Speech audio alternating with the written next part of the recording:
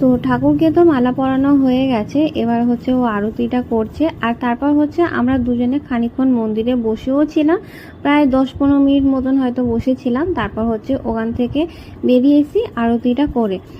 তারপর ভেবেছিলাম যে একটু মানিকতলায় যাব, দুজন মিলে একটু ফুচকা খেতে যাব, এই প্ল্যানটাও মনের মধ্যে ছিল। তো এই ফুচকাটা খেতে আমি আর ও দুজনেই ভালোবাসি। আর যাওয়ার পথে হচ্ছে এই কালী মায়ের মন্দিরটা পড়লো চোখে। ঠাকুরের মুখটা খুব সুন্দর, তেমন ঠাকুরের মুখটা একটু দেখলে একটু ভয় প্রথম দিকটা লাগে। আর তো যাই হোক, এটা যার যার মনের ভাবনা। বাবার দর্শন তো হয়ে গেছে, তারপর হচ্ছে আমরা না আজকে এই জায়গাটায় এসেছি, কুমোরটুলির এই জায়গাটায়। তো এই জায়গাটা আজকে আমরা প্রথমবার এসেছি, তাও লোককে জিজ্ঞাসা করে করে। তো কোনোদিন তো আসিনি, জানতামও না এই জায়গাটা। আর এখানে না বেশ ভালো মোমবাতি বিক্রি হচ্ছে, মানে মোমবাতির যে স্ট্যান্ডগুলো হয়।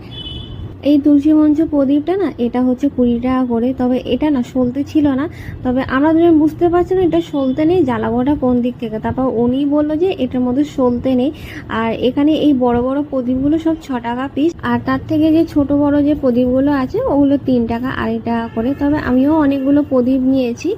আর আমরা মানিকতলায় গিয়েছিলাম, ফুচকালা বসেনি, তবে মামা বাড়ি থেকে একটুখানি ঘুরে আমরা এসছি, প্রসাদও আমি দিয়ে এসছি। এবার যাচ্ছি সোজা গড়িয়ায়।